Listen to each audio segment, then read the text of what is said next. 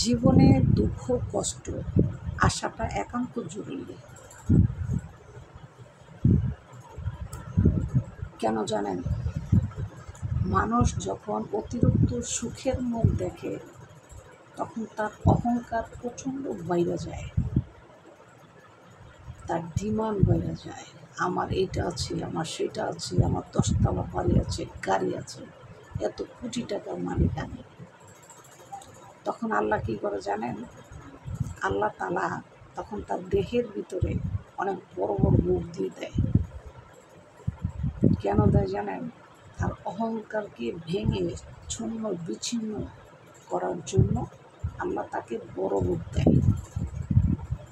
দিয়ে আল্লাহ বুঝায় যে দেখ, সারা জীবন যে তুই অহংকার করলি, আমার সম্পত্তি দিয়া আজকে তোরে আমি বড় রোগ দিছি।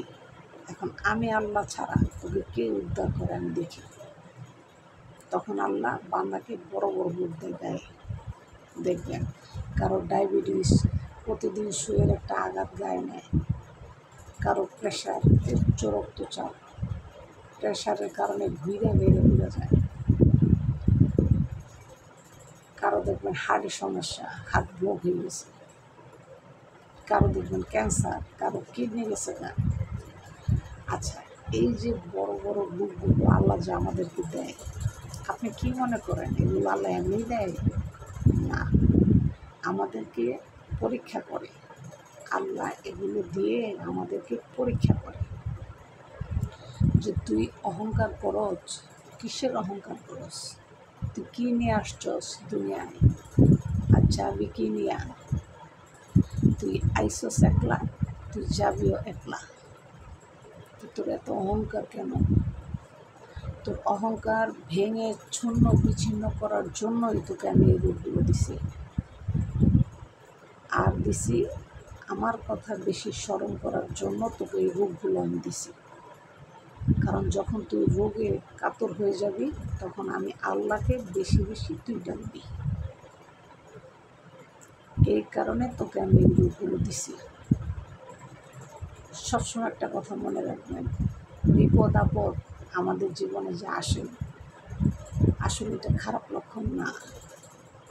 এটা হচ্ছে আমাদেরকে একটা সতর্কবার্তা দেওয়া, সতর্কবার্তা দেওয়া। এটা আল্লাহ আমাদেরকে সতর্ক করেন যে কিসের অহংকার তোমার এত?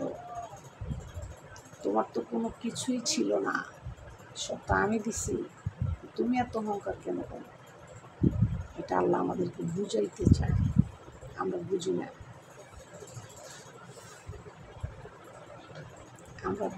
আমরা যে মূর্খ, এই জন্য আমরা বুঝি না।